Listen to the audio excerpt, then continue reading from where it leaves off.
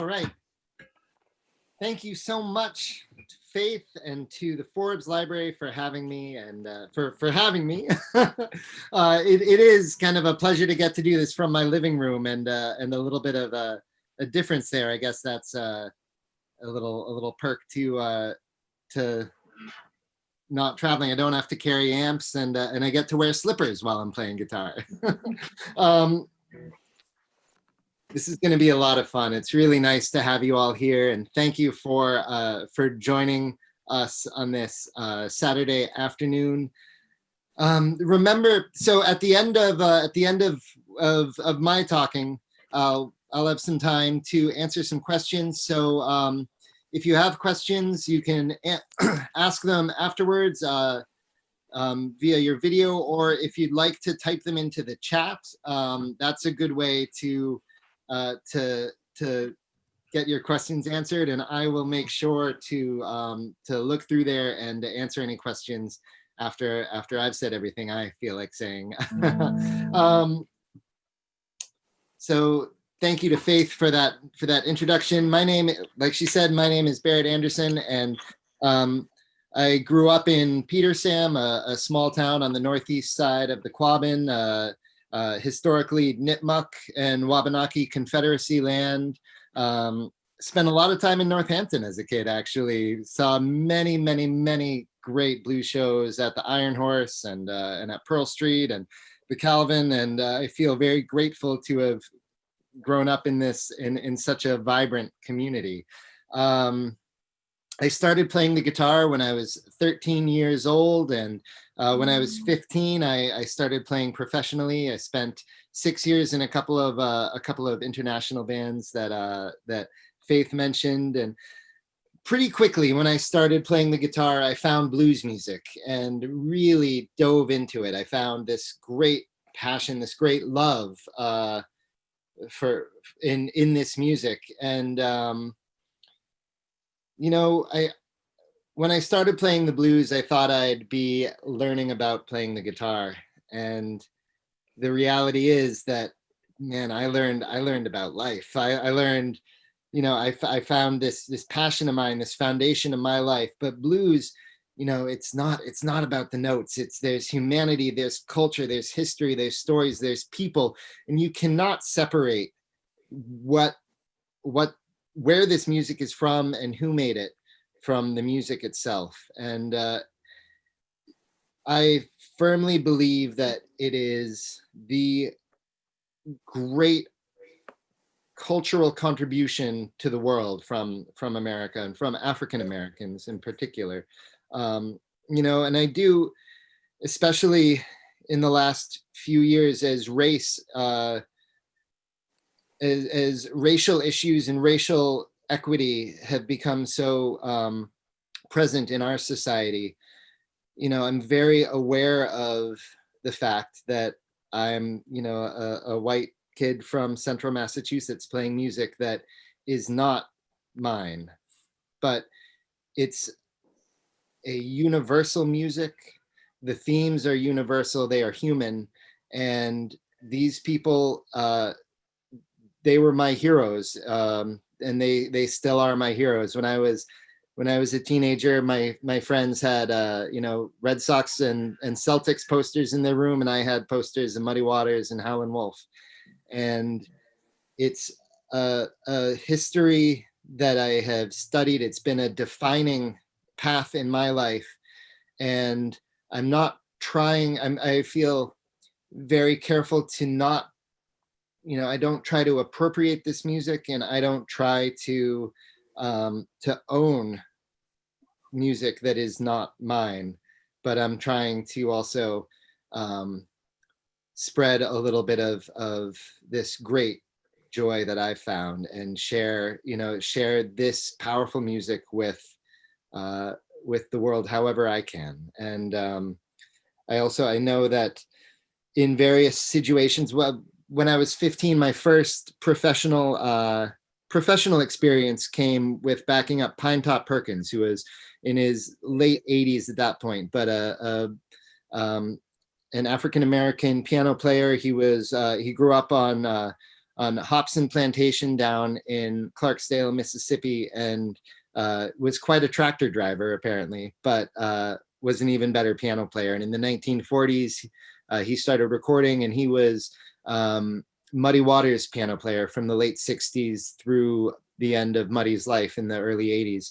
And, you know, in my personal experience, I've only found acceptance and encouragement and enthusiasm. You know, there's this wonderful community, blues community, and in many ways there's kind of an apprenticeship. And when I was, you know, an eager, enthusiastic kid, people only opened doors. I didn't have any doors closed because of the color of my skin. And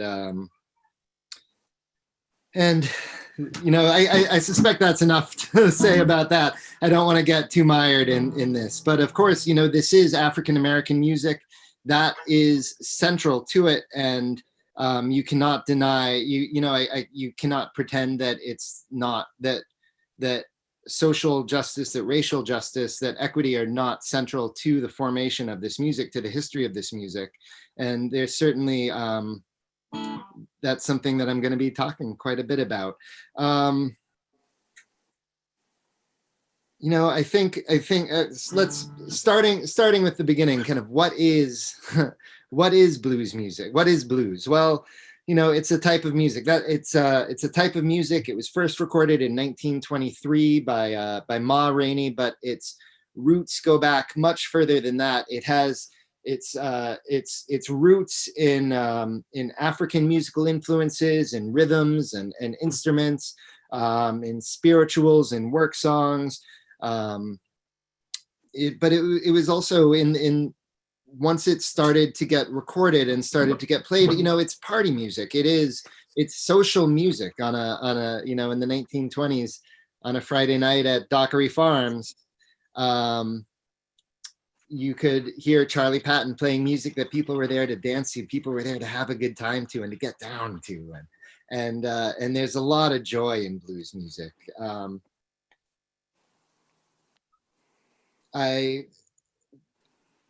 Amongst its greatest, I think, at its heart too, you know, music is something that gave a voice to people who didn't have a voice. Blues music was something that it gave subjugated people freedom, and it helped to assert the humanity of people who culturally and systematically were denied their human, their personhood. And you know, it's powerful stuff. It's powerful stuff. Now it's time to play a little bit. I'm talking too much here, but I'm gonna start by playing a song called Trouble Blues. There are some constant themes in blues music, one of them being troubles, hardships. You're down and out, not down on your luck, and blues music is a great way to express that. But it's music that doesn't wallow in misery. I think it's more of a celebration, and it helps people find a lot of joy and transcend their difficulties. But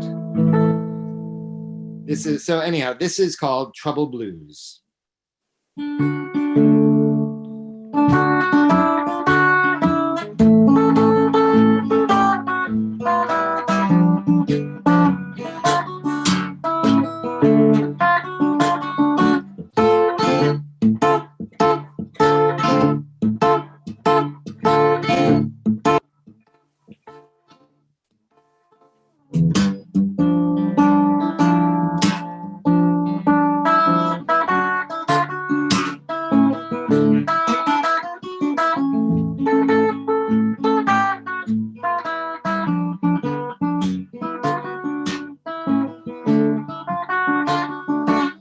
When trouble starts, it stops in my front door. I had more trouble than ever in my life before. I wonder why trouble keeps on worrying me.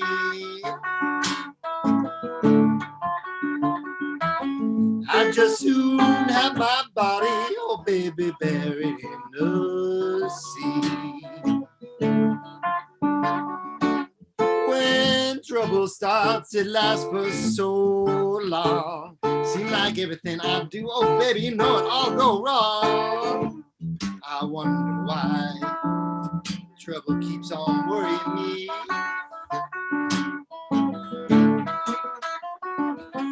I just soon have my body, oh honey, in that sea.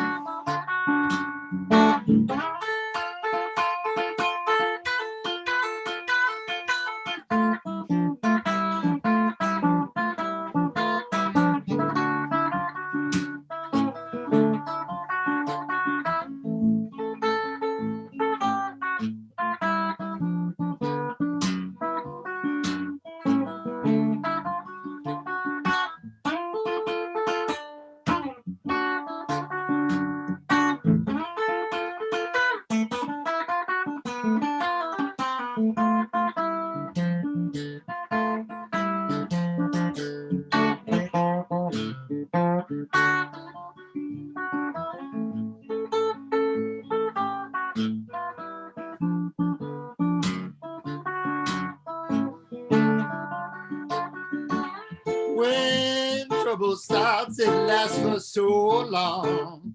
Seems like everything I do, you know, I'll go wrong. I wonder why trouble keeps on worrying me. I just soon have my body, oh honey, buried in the sea. I just soon have my body, oh baby, in that sea.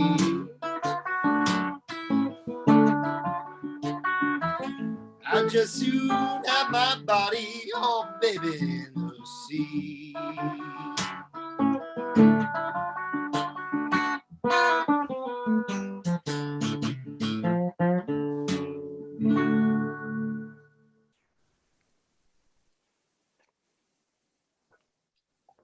So that was a song recorded in 1929 by Scrapper at Blackwell, and like I said, you know, it touches on the idea of these, you know, these troubles. There's a lot of talking about your hardships in blues, and by talking about them, by singing about them, often in a little bit of a jokey way, you can move beyond them. Another one of the great themes in blues, and something that that is really a central focus of everything that I'm talking about today, is the idea of travel, of being, you know, a self-defined person, being able to get out on the road and go where you want to go. And in many ways that was a bit of a dream, an ideal, something that was a real struggle for African Americans in the in the 1860s, 70s, 80s, 90s, early 20th century. African Americans were tied to the land through slavery, through sharecropping, when slavery ended, the subjugation and shackling to a place did not just disappear, and it was, institutionalized and given a different name, but the impact wasn't changed. And so getting out on the road, being able to go where you want to go, that was something that's a theme that you'll hear in blues songs, in the earliest blues songs, and all the way up to today. And this is a song called Key to the Highway. It says, I got a key to the highway, I'm billed out and bound to go. I gotta leave here running, because walking is much too slow. It sounds like this.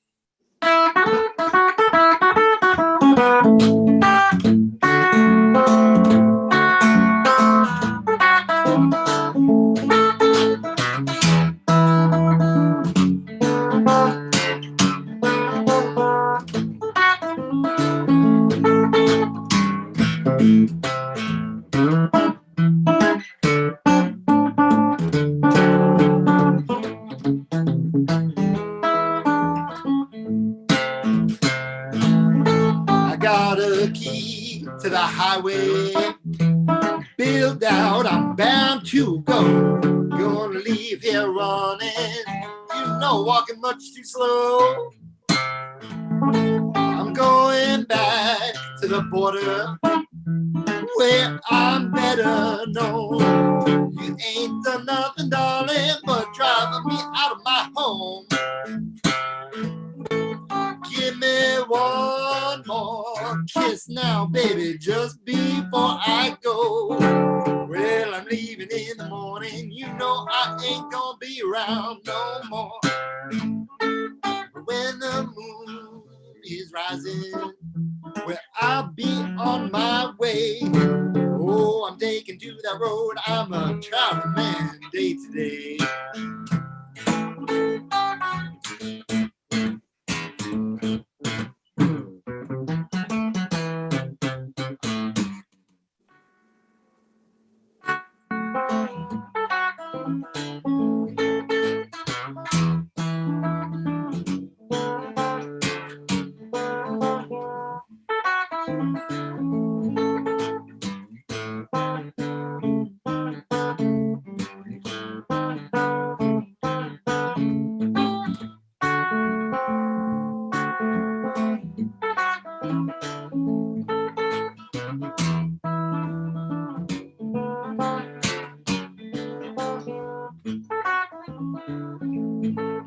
Oh, I give you my money.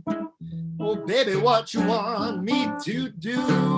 You's a good little gal, but Lord, Lord, Lord, you won't be true. Every day, my mind, when I drum my page, use an evil holler, baby, you get yourself drunk and toted away. Oh, you dog me every morning. You give me the devil late at night. You know how you've been treating me. I ain't gonna treat you right. When the moon is rising, now I'll be on my way. Oh, I'm taking to that road. I'm a traveling man day to day. I got a key to the highway. I'm built out and bound to go. Gonna leave here running. Oh, baby, walking much too slow.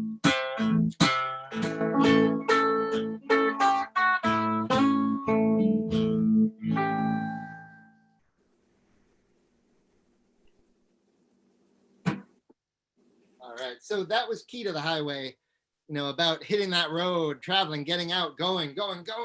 And this next song I'm going to play before talking for a little bit and putting the guitar down for just a sec. But this next song is a continuation of that travel theme, but very specifically traveling north. In the 1940s, there was this great migration, African-American migration from the South up the Mississippi River to urban centers, you know, from the country, from the cotton fields to Chicago, to Detroit, to to Illinois and to Michigan, to the cities. And so this is a song called Michigan Water, and it's, you know, as funny as it is to fetishize how wonderful Michigan water is, especially these days.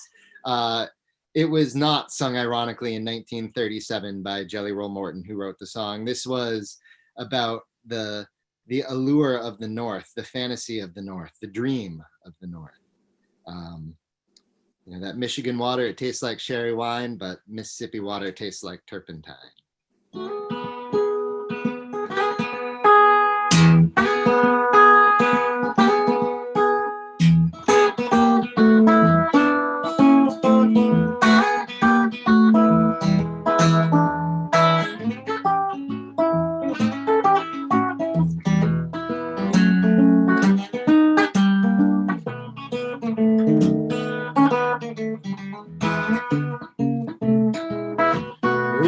Michigan water, it tastes like sherry. I say it tastes like sherry wine, the Mississippi water. Baby, tastes like turpentine, Michigan water. It tastes like sherry wine. Oh, my baby gonna miss me. Yeah, I'm leaving. Gonna miss me, oh, when I'm gone. My baby, she gonna miss me. Gonna miss me when I'm gone. Don't believe me, baby. You can count those long days till I come home. Oh, my baby got a bed, it shine like a morning. I say it shine like a morning star. She got a bed, it shine like a morning star. I'll crawl up in the middle and ride it like a Cadillac car.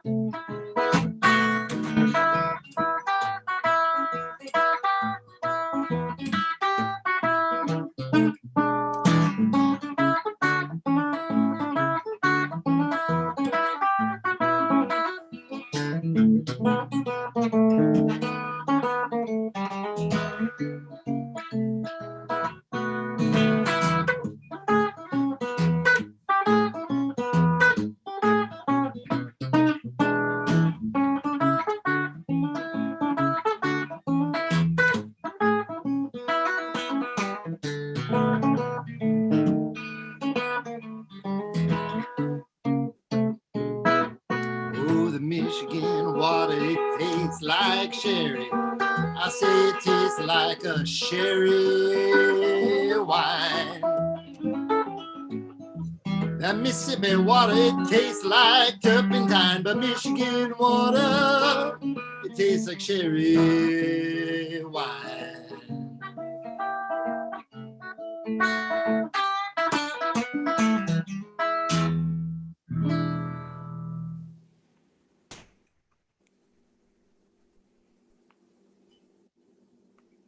All right. Michigan Water, originally by Jelly Roll Morton, the jazz great, the organ player. So I picked those three songs out because I felt like they did capture a lot of these themes to blues. Like I mentioned, there's, you know, these universal themes, this love and loss, and, you know, my baby left me, or you know, I'm leaving her, and you know, these struggles, these universal struggles. And really, you know, I feel like you know, if you walk up to someone, if you're, you know, if you're trying to talk to a stranger and make a connection, you know, you can talk about the weather, you could talk about relationships. I mean, those are things that that just we as humans, we all experience. You know, we can all relate to longing and loss and desire and all that. You know, and like I said, travel, self-determination, being able to go where you want to go, that's freedom. And, you know, and this is music that came from people who were systematically denied not only freedom, but denied even humanity, and, or, you know, the ability to be a person. It's no coincidence that Muddy Waters, whose real name was McKinley Morganfield, you know, when he had a hit with a song called Mannish Boy. And in this song, under the subtext of all of this sexual machismo boasting, you know, he's saying, I'm a man, I'm not a boy, no B, no O, no Y, I'm a man, M-A-N. And, you know, if you think about it a little bit and dig underneath that, just the you know, the machismo there, what he's saying is, you know, he's a man. And I think, and it was important, you know, he was able to say that in song. And you know, and in society, African-American men were referred to as boys. You know, I think it's for all of the sex in the song, it's more than that. It's deeper than that. There's, you know, in all of that boasting, he was able to assert his humanhood, his manhood, his personhood. And that, you know, when I say this is music that gave a voice to voiceless people, you know, he was able to broadcast that in a society that, you know, through blues music, he was able to broadcast that statement. And you cannot separate how meaningful and important that is. Talking about history of music, you know, so this was a music that came from the, you know, is probably in the mid 1800s. Blues music started to get played. It wasn't recorded until 1923. A woman named Ma Rainey recorded classic blues for Vocalion in 1923, and that is the first recorded blues song. Blues is very linear. There's a history to it, and there are these different periods for it. The initial phase was called classic blues, and it was traditionally sung by a woman fronting a small kind of vaudeville orchestra. There was a lot of ragtime influences, and they would tour. You know, it was actually quite popular. You know, there were these vaudeville circuits that would include classic blues singers, classic blues performances.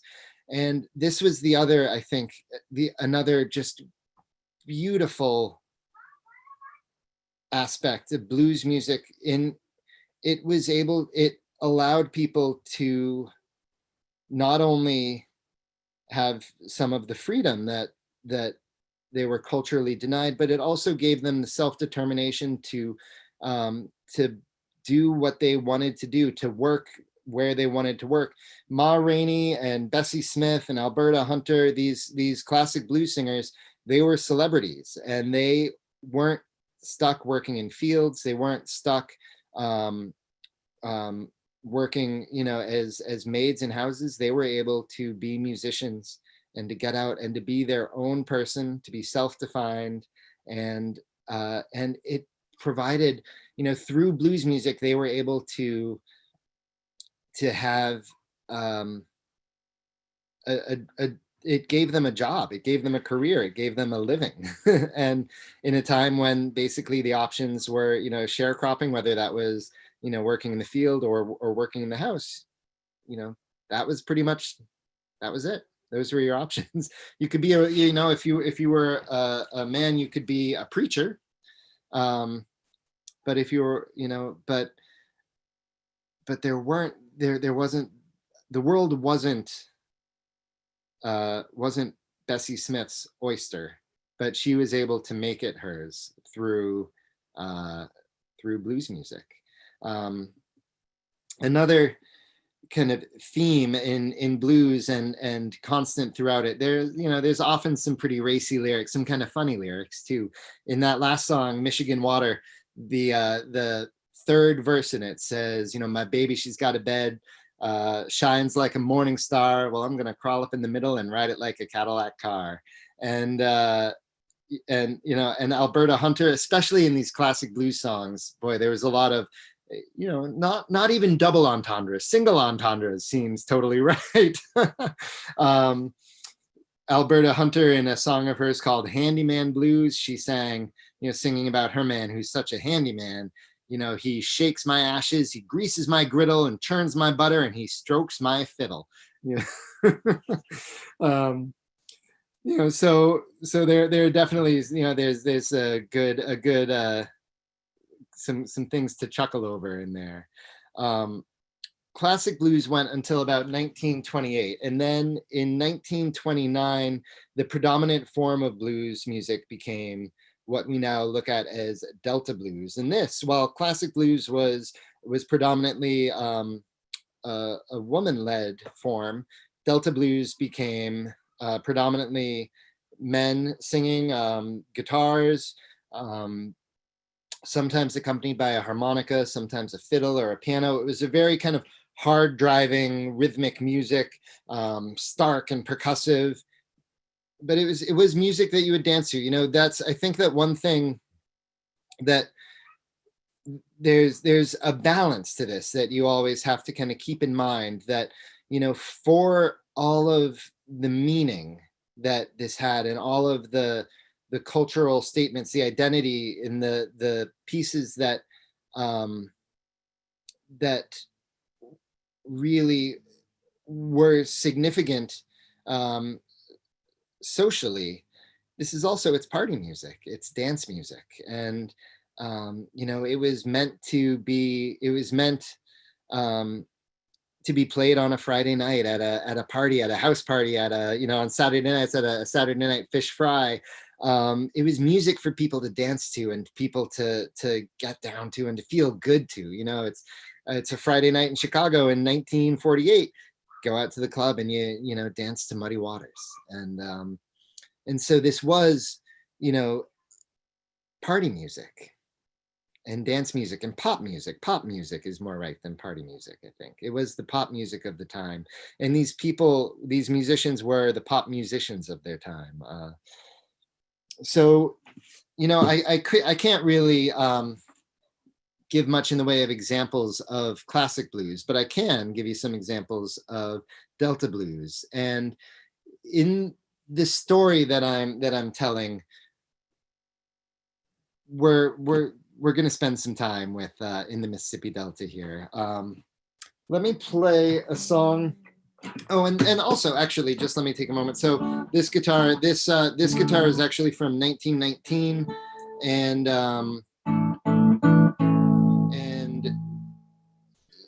you wouldn't be it.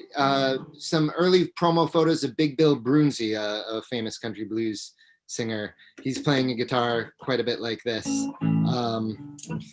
But many of the Delta blues musicians would play a guitar that looked like this. This is a 1931 instrument. It's made out of hollow steel, and before there were amplifiers, this was an early attempt to make guitars louder, and it worked. This particular model it's by a company called National, and it's called a Duoli, and this was their budget guitar, and it was sold through Woolworths, and as such, it was a common blues instrument. Not only was it loud, but the steel body is pretty near indestructible, and you know, you could supposedly stop a bullet with it. I haven't found that one out for sure. Hope that I don't have to. But it's a classic Delta blues instrument, and so I'm gonna start off with a Delta blues song here titled "Shake 'Em On Down."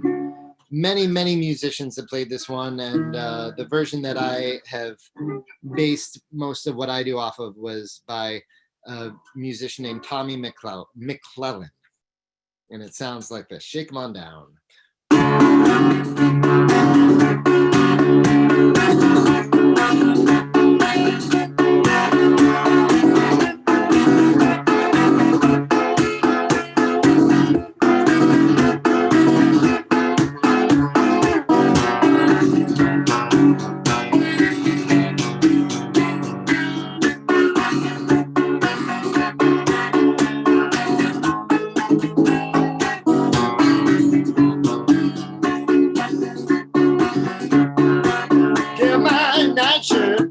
Let's get your gown, honey, we're gonna get together now. You know we're shake 'em on down.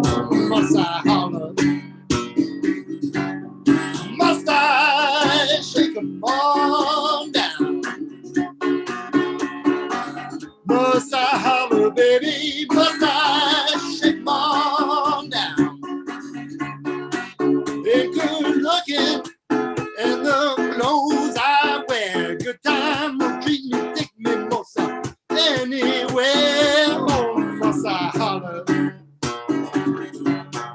Must I shake 'em on down?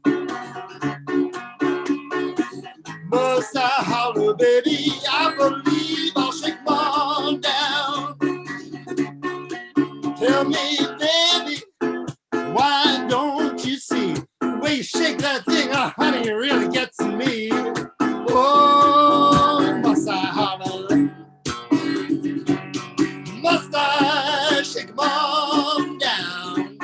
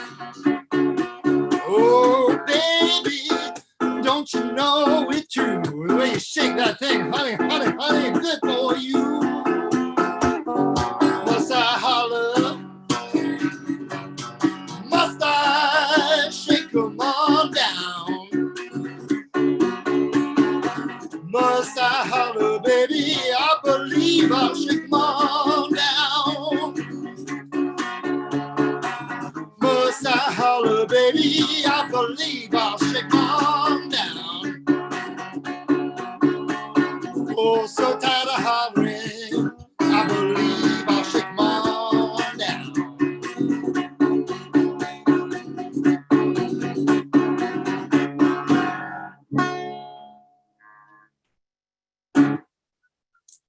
So you can definitely hear in that song, you know, it's percussive, it's driving, it's, you can really stamp to it, you know.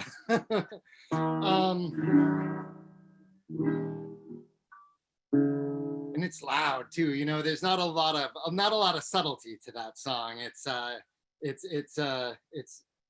surface, not subsurface, you know, not below the surface. Delta blues, one of, you know, so first generation Delta blues, and there's this kind of linear history, like I said.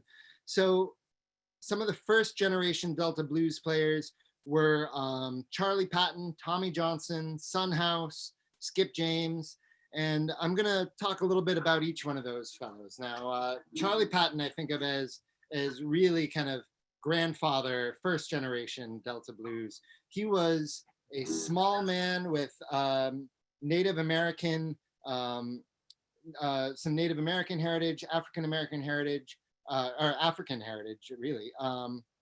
You know, but he was very slight, very small, but but man, he had one of the most kind of gruff voices possible. And his playing, I think that he really developed that as a response to his size. And something to note about him, by all accounts, he was fairly frail, and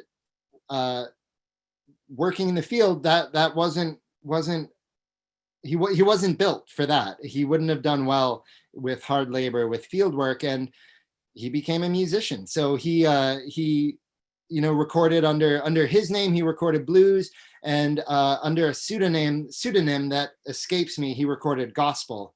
But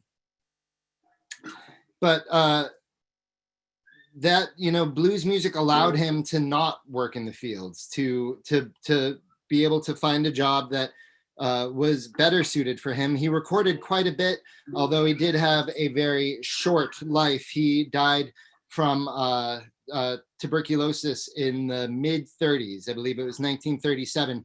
There's one photo in existence of him, and if you look at it, you notice that his collar is pulled way up high on one side. And the understanding is that at a party, at a Saturday night party, where he was playing, he maybe got a little bit too close to someone's wife or partner, and he wound up having quite a knife scar across his neck as a result of that.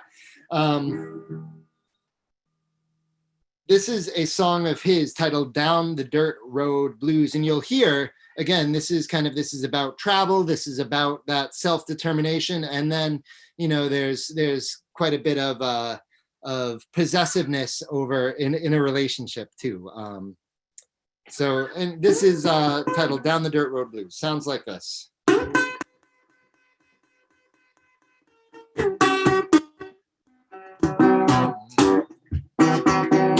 Hang on. Let me try that again. This. All right, take two.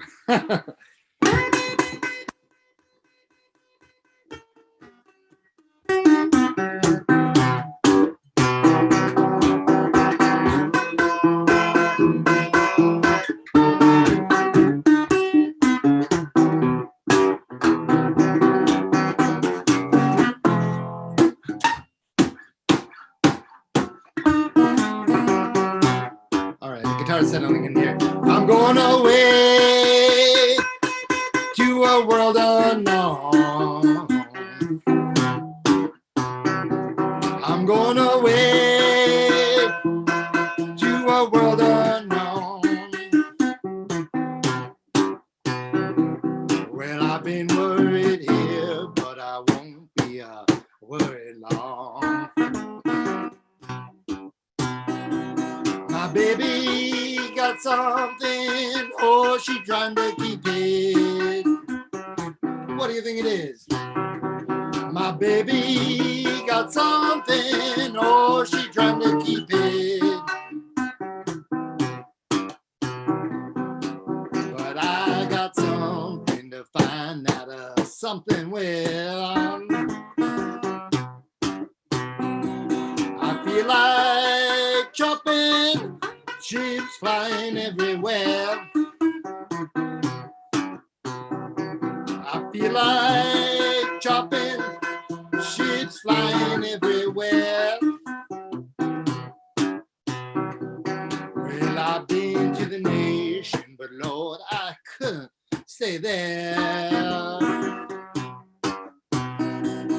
I ain't going down that dirt road by myself. I ain't going down that dirt road by myself. But if I don't carry you, gonna carry somebody else.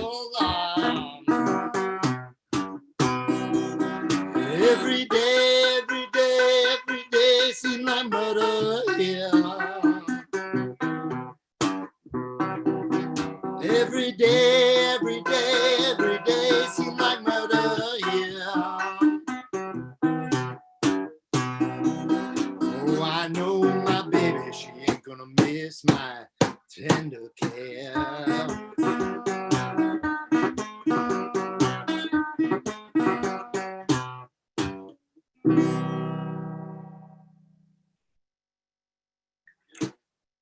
So that was Charlie Patton. That was the song of Charlie Patton's. He recorded that one in 1928. And a contemporary of his was a fellow by the name of Tommy Johnson,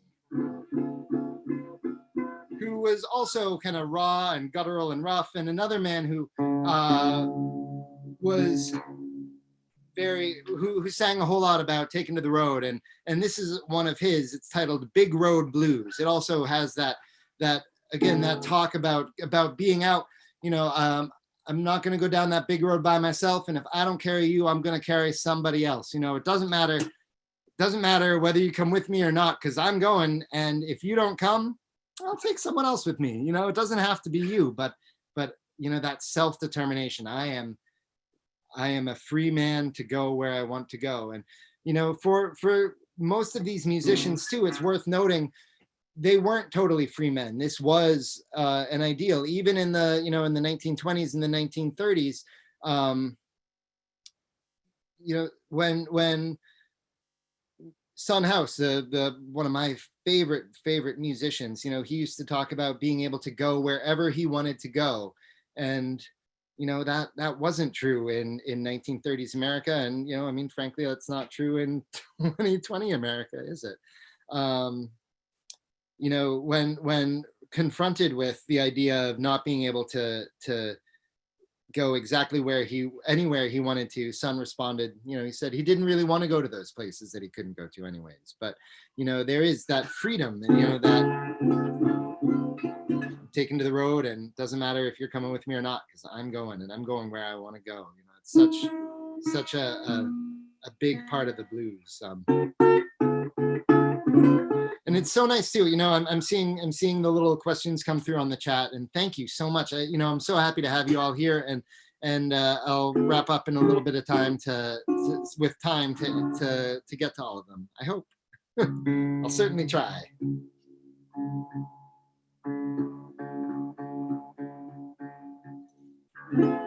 So, Big Road Blues.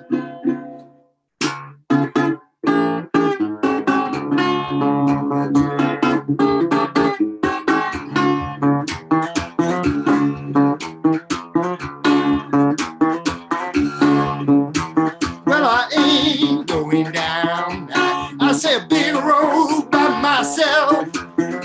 Now don't you hear me crying, ain't going down that, you know, a big road by myself. Oh baby, I don't carry you, I'm gonna carry somebody else. Now sun gonna shine on my back door someday. Now don't don't you hear me crying, baby? Sun gonna shine on my back door someday. That wind is gonna change, gonna blow my blues away. Now how do you treat me, baby, baby, baby, baby, baby, like you do? Oh, like you do, honey, Lord. Why do you treat me, baby, like you do? You know you stopped loving when I started loving you. But sun gonna shine on my back door someday. Oh, don't you hear me crying, baby Lord? Sun gonna shine on. Well, that wind it gonna change, gonna blow my blues away. I say wind gonna change, gonna blow my blues away. Oh, that wind gonna change, blow my blues away.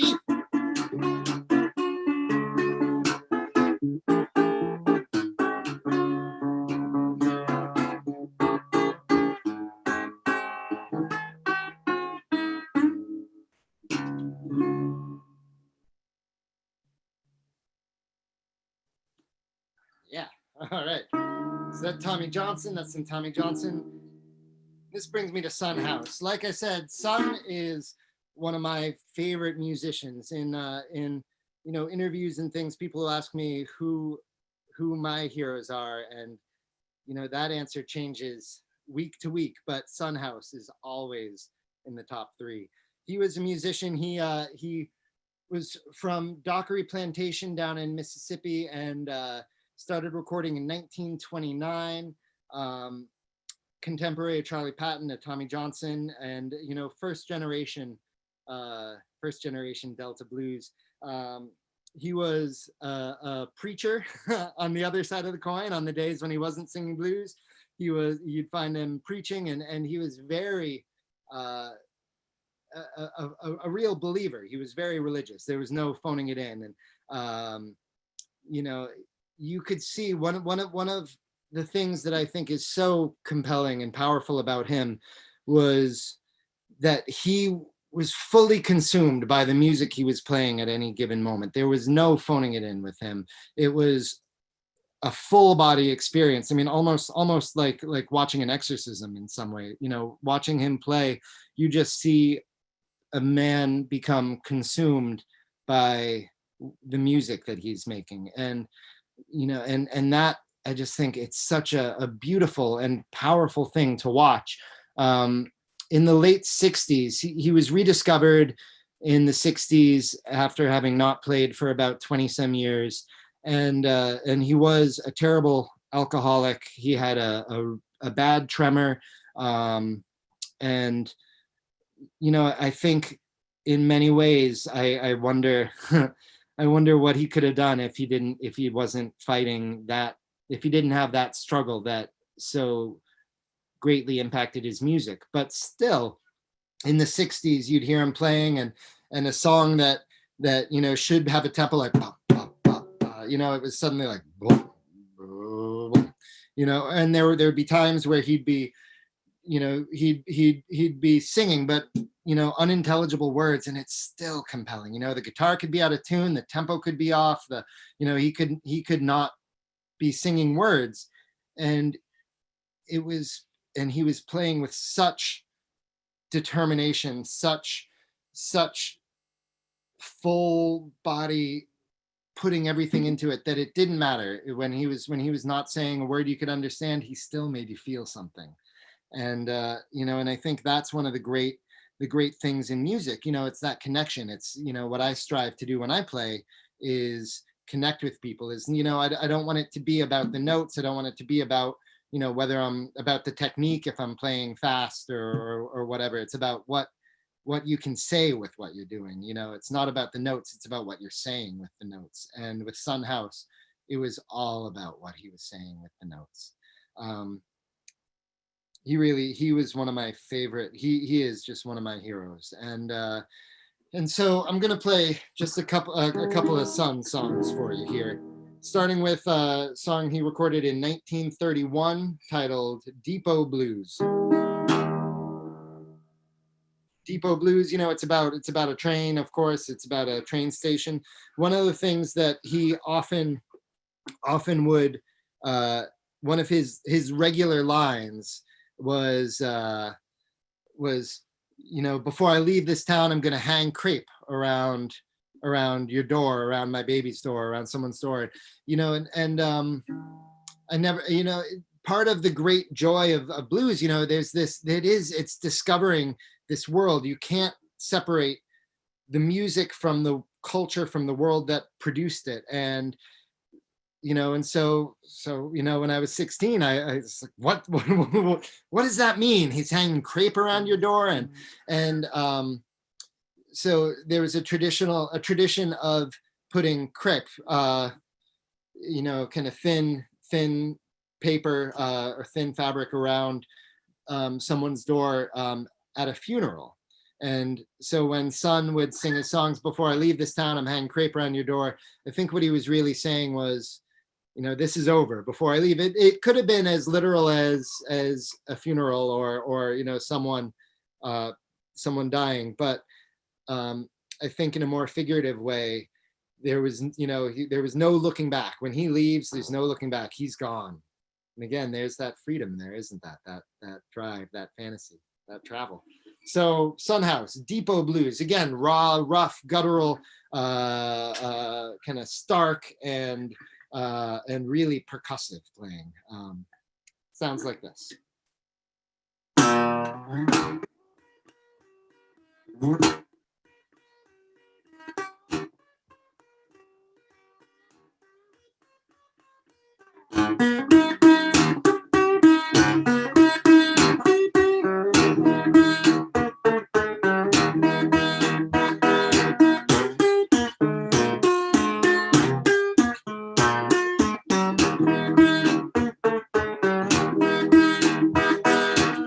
I went to the depot and I looked up on that board. I went to the depot and I looked up on that board. I didn't see no train, didn't hear no whistle blow. Engineer blew that whistle and fireman he rung that bell.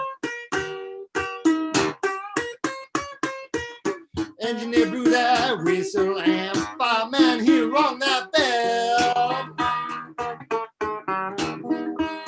Well, my baby, she was on board. Oh man, oh wave and farewell. I had the strength I would, I'd set this train off that track.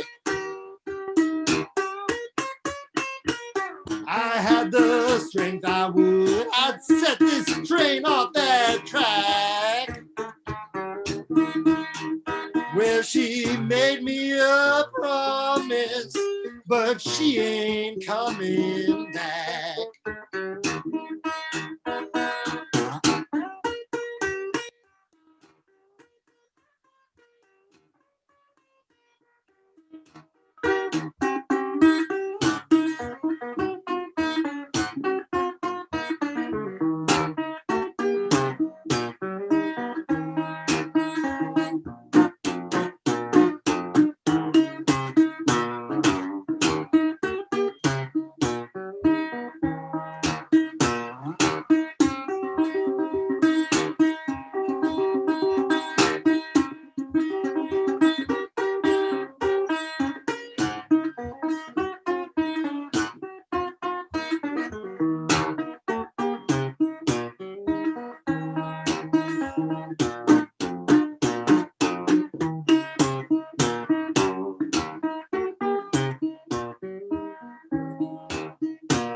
Yeah, I believe you ain't gonna be coming round no more. Yeah, I believe now, baby, you ain't gonna be around no more. Before I leave this town, I'm gonna hang crepe around your door.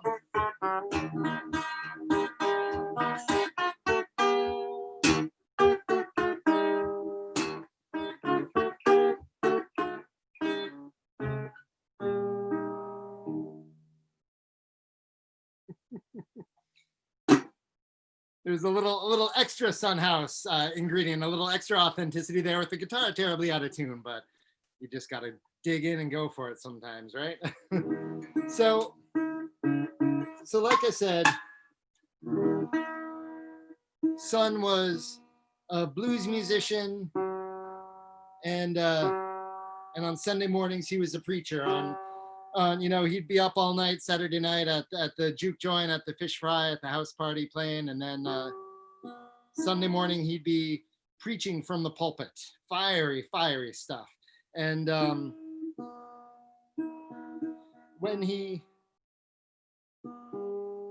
you could see the salvation that he found in religion in his face when he would play gospel songs. And in the 60s, he would fluctuate. He'd play, you know, one blues song and then one gospel song, one blues song and one gospel song.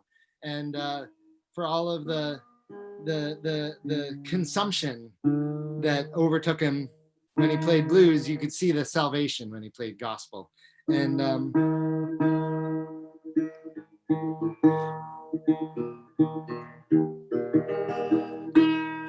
so the amazing thing, you know, it's really, I think, interesting to note when you talk about, you know, and I said this earlier, but in thinking about what options for jobs were available to African Americans in the 1920s, 1930s, you know, fieldwork, sharecropper, that was the kind of de facto thing.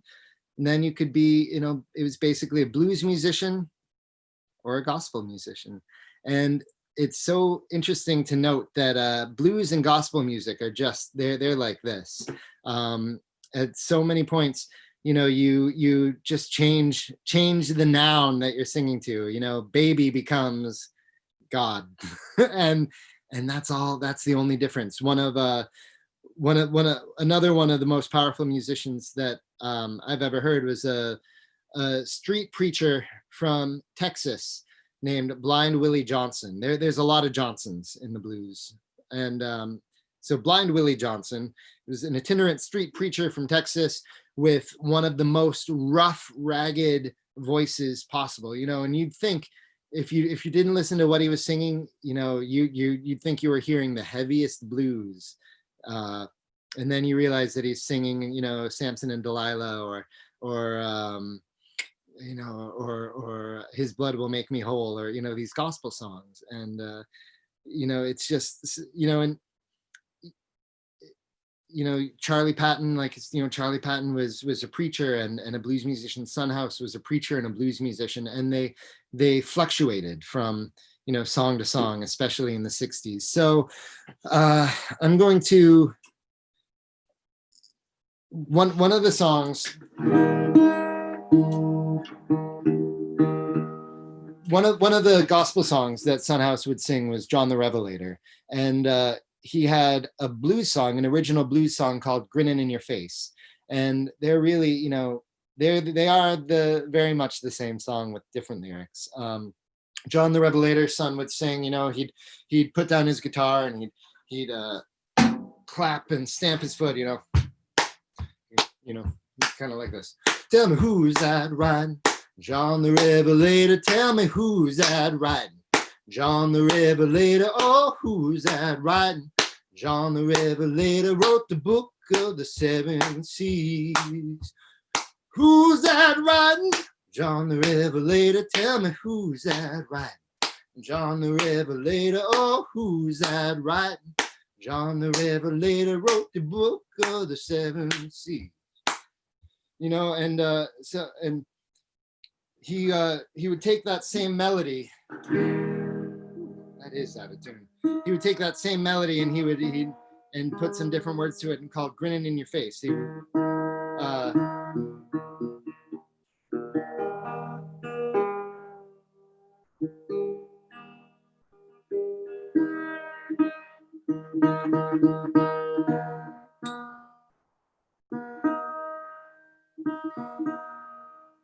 Just bear with me for 1 sec.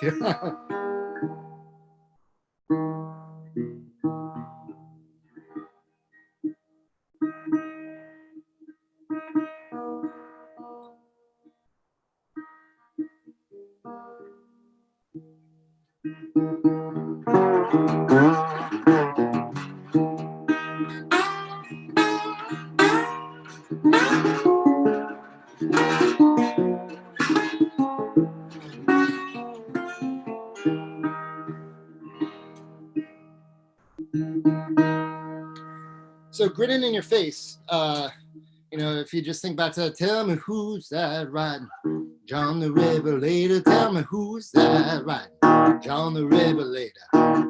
So grin in your face sounded an awful lot like that. It went like this. Don't you mind people grin in your face? Don't you mind people grin in your face? Just bear in mind, a true friend is hard to find. Well, don't you mind people grinning in your face? Well, your mother gonna talk about you, your brothers and your sister too. Don't care how you try to live or they talk about yourself. Just bear in mind, a true friend is hard to find. But don't you mind people grinning in your face? Oh, they jump you up and down, throw you to the ground. Don't know how you try to live, oh, they're trying to cut you down. Just bear in mind, a true friend is hard to find. But don't you mind people grinning in your face? Don't you mind people grinning in your face? Don't you mind people grinning in your face? Just bear in mind, a true friend is hard to find. Well, don't you mind people grinning in your face? Don't you mind people grinning in your face? Don't you mind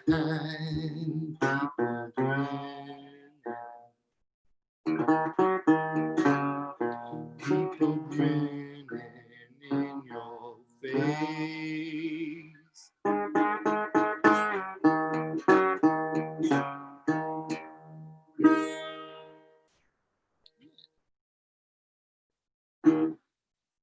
So there was a little bit of Son House. You know, he also captured the blues religion dynamic in an original song of his titled "Preachin' Blues" that he recorded back in 1930. The verse goes, "I'm gonna get me religion. I'm gonna join the Baptist church. I'm gonna be a Baptist preacher, and I won't have to do no work." So this was a little bit of kind of first generation blues, and then there was this migration up the Mississippi River and moving to, and then so actually let me backtrack for a moment. In 1942, basically, that was the end of country blues, of Delta blues, of this first wave of blues. There was a recording ban due to the war.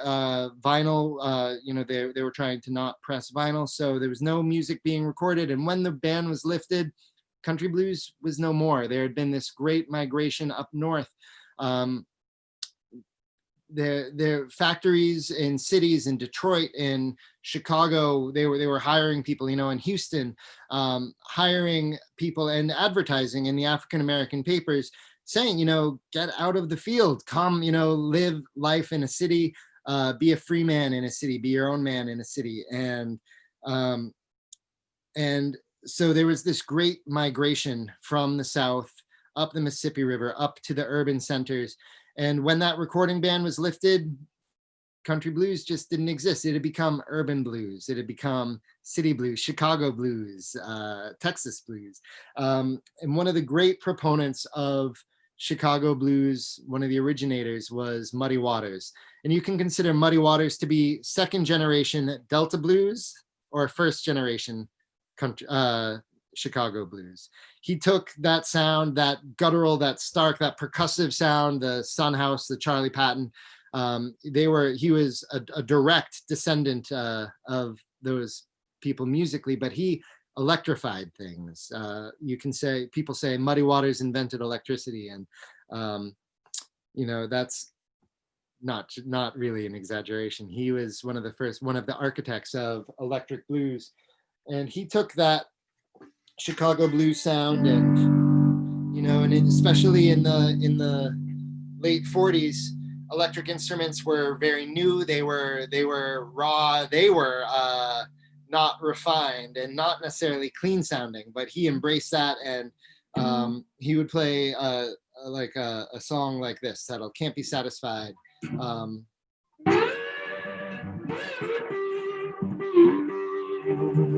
So yeah, Can't Be Satisfied by Muddy Waters sounds like this.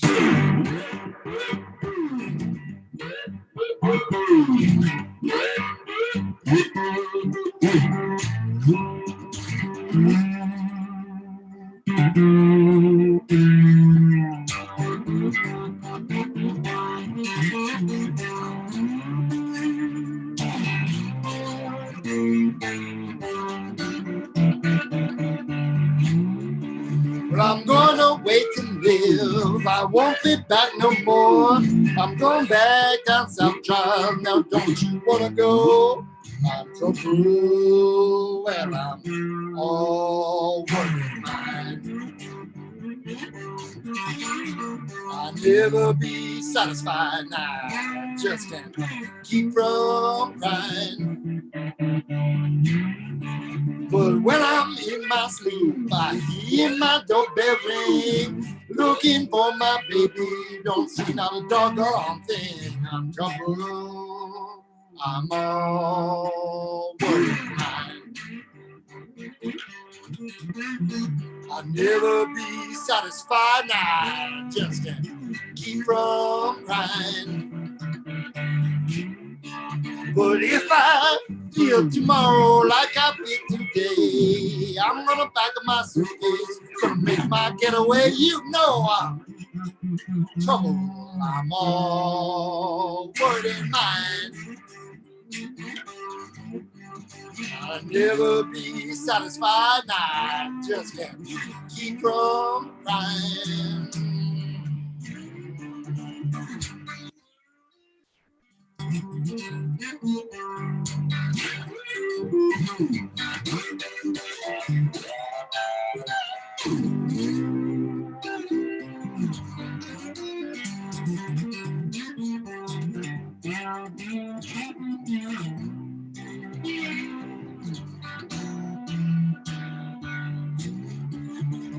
I know my baby, she gonna jump, she gonna shout. That train come late, Lord Barrett Anderson, walk on out. Well, I'm troubled, I'm all worried mind. I'll never be satisfied now, I just can't keep from crying. Well, I'll never be satisfied, I just can't keep from crying. Well, I'll never be satisfied. I just can't keep from crying.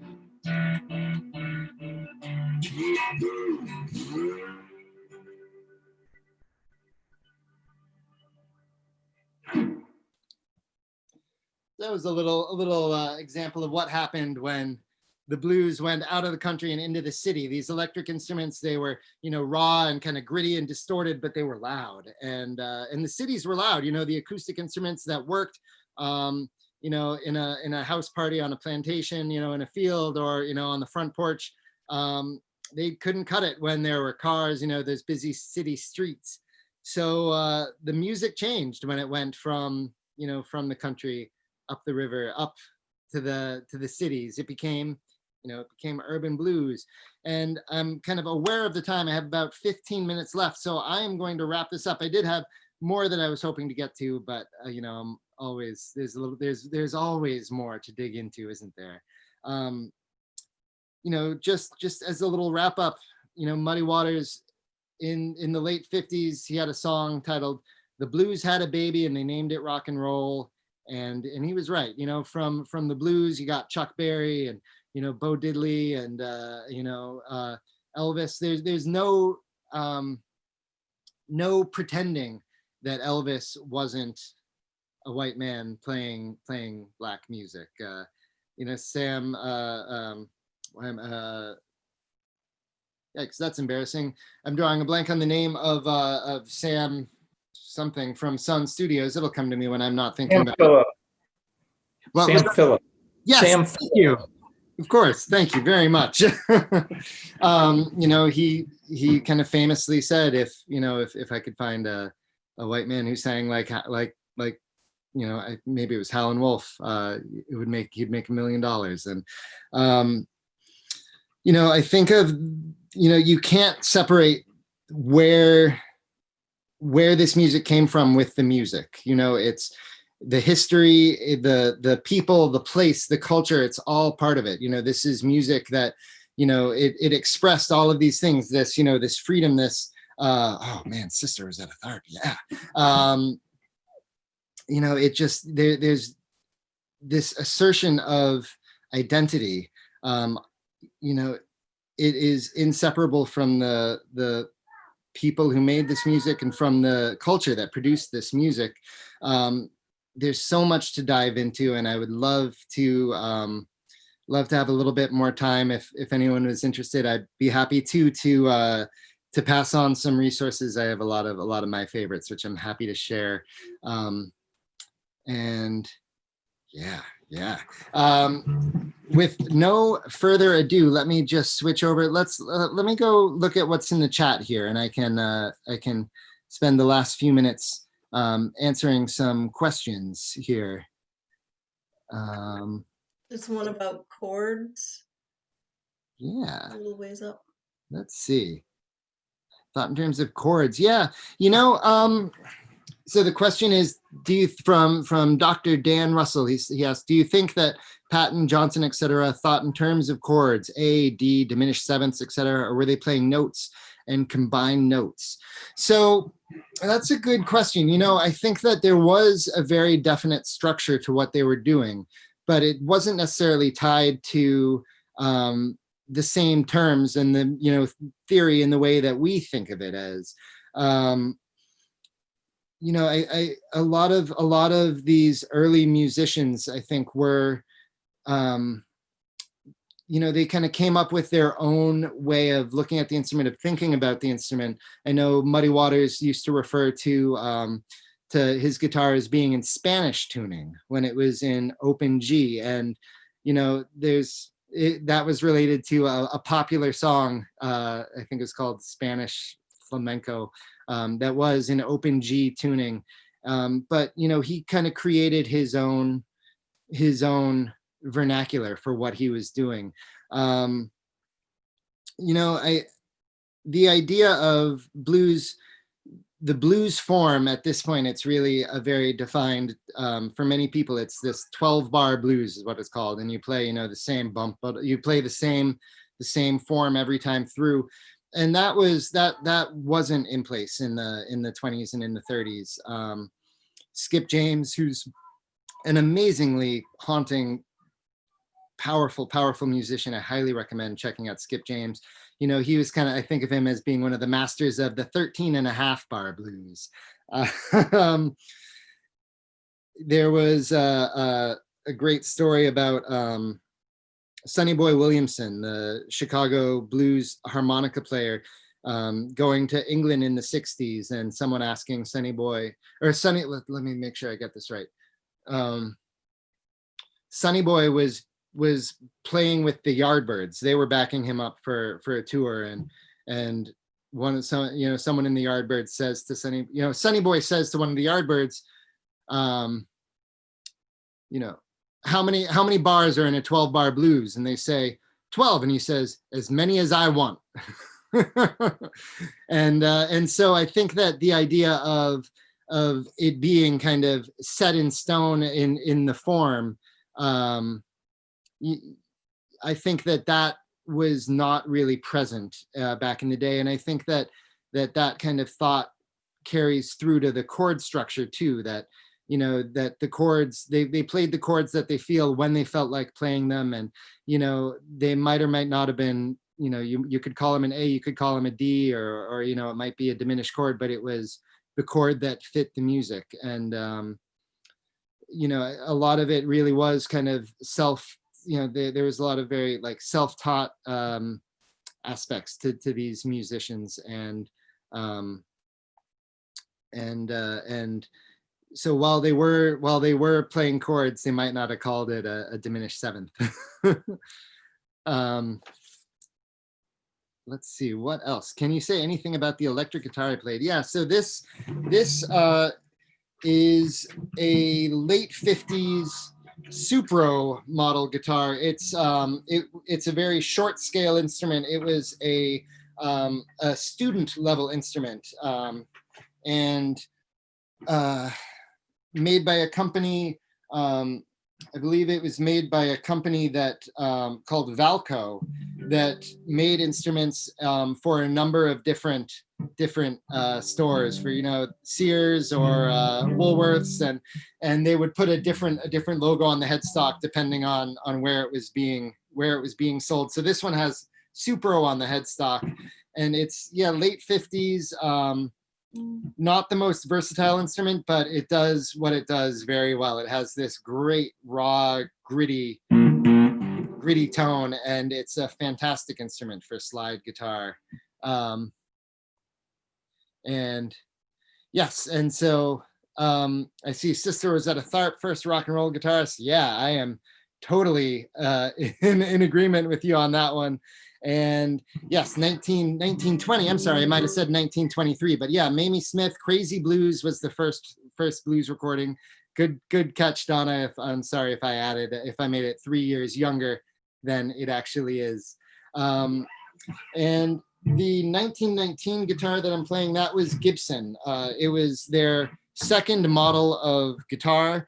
At the time, Gibson was called the Gibson Mandolin Guitar Company. And so they made this guitar, which looks an awful lot like a big mandolin, to fit in with the mandolin orchestras that were very popular at the time. And it's, as an acoustic instrument, it's pretty quirky and weird and not all that loud. It doesn't do what you want an acoustic instrument to do. It doesn't do that very well, actually. So I put on this, I have this 1940s pickup on here, and it's plugged into an amp kind of quietly and cleanly, but that really helps with its voice. Yeah, it's a cool one. I feel, it's nice to be at home. It's easier to have a number of guitars. I probably wouldn't have hauled all 3 of these out if I was in person. Yeah. I wonder if there's are there any questions from other people? You can unmute yourself to ask a question if you want. Absolutely. Oh, and one other thing that before, actually, sorry to say that and then keep talking, but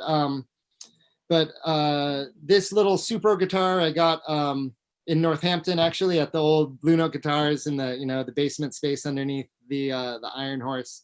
My metal-bodied guitar here, this came from Fretted Instrument Workshop over in Amherst, and and Fretted Instrument Workshop does maintain this guitar, which at 101 years old is getting pretty fragile, and so it's so nice to have such good places in the community here for you all, for us all. And yeah, I just, growing up, spending a lot of time in Northampton, and I feel very grateful for the scene there. Um, let's see, EB just said, how about talking about your album and its relationship with the blues? And I wonder if that's my dear friend Elizabeth Bale asking that one. And so I will I guess I can wrap up in the last few minutes here by talking about my relationship with blues and the music that I make. So blues at this point, my dad was a librarian, and one of my teachers, a great musician named Paul Rochelle, he at one point said, you have to relate to music in a way that is honest for you. And as we're white guys from Massachusetts, we can relate to this as librarians, as we can kind of catalog this music, we can classify it and archive it. And I think that that was something that felt right to him. With that idea, I think that blues, as in the last 50, 60 years, it's become kind of blues with a capital B.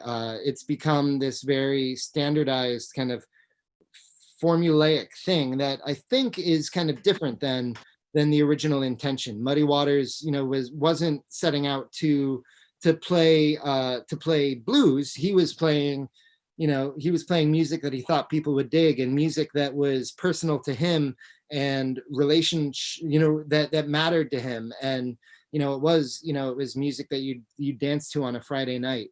And so I try to approach the music that I play with that energy. And I'm not really tied to the form. I'm happy to take influences wherever I find them. I don't know if you guys can see, but there's some pictures of the Beatles up on the wall here next to Muddy Waters. And certainly I'm happy to celebrate the Beatles influences where I find them. Whatever the influences are, I feel like blues is the vocabulary that I have. It's the language that I speak.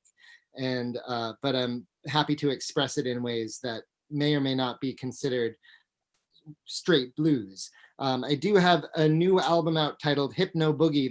That name came from hanging out down in North Mississippi with some wonderful musicians down there. And it's a live album. And in addition to hearing, a Sun House song, we play, the album starts with a song, with a Bo Diddley song. There's we end, the album wraps up with House Party, with the song by the Platters that was made famous by the Jay Giles band. And so it's I think of blues as the language that I speak, but I'm not stuck in the form in the way that that some blues musicians are. And I don't mean that to sound smug or righteous. I'm just not sure how else to put that. So you can hear Hypno Boogie. Faith put in some links there in the chat. Thank you. You can hear Hypno Boogie. It's a live album. I think I'm very proud of it and pleased by it. If you go to barrettandersonband.com, you can hear it. It's also up on all streaming services, Spotify, iTunes, Apple Music, all that stuff.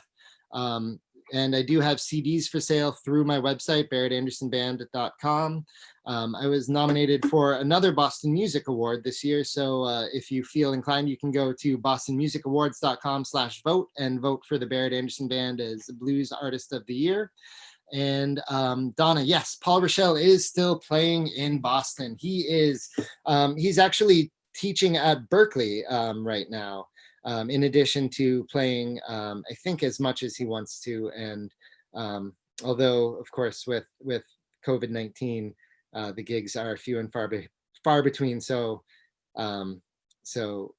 in this reality, he's probably not playing quite as much as he wants to. But when things revert to normal, whatever that means, he's very active, as is the Barrett Anderson Band. So you can check us out too. Thank you so much. Thank you to the Forbes Library. Thank you to Faith for putting this together today. I hope you guys had fun. I certainly did. And if you feel like continuing a conversation, you can email me at bca@barrettanderson.net. I will type this link here into the chat, and I am more than happy. I really mean this. I wouldn't say it if I didn't mean it. I am happy to talk about blues anytime, anywhere, as much as you want. I'd be more than happy to recommend albums, musicians, whatever, whatever you feel like talking about. Let's have that conversation. Thank you so much, Barrett. Yeah. Thank you, everyone, for Thank coming. you very much.